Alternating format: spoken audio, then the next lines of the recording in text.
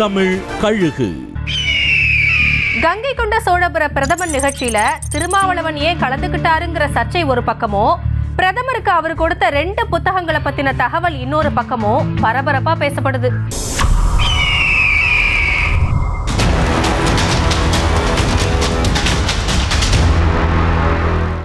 தமிழ்நாட்டுல பிரதமர் கலந்துகிட்ட அரசு விழாக்கள்ல வெவ்வேறு நிகழ்ச்சிகள்ல நாடாளுமன்ற உறுப்பினர்கள், அமைச்சர்கள் உள்ளிட்டவங்க கலந்துகிட்டாங்க.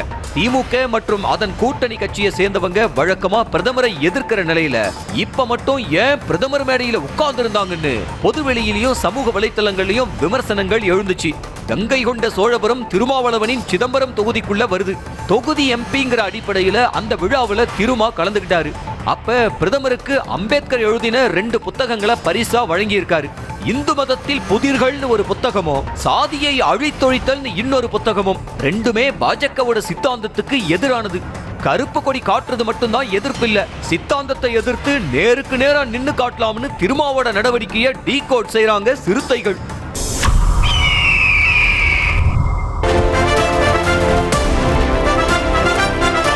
நியூஸ் தமிழ் கழுகு.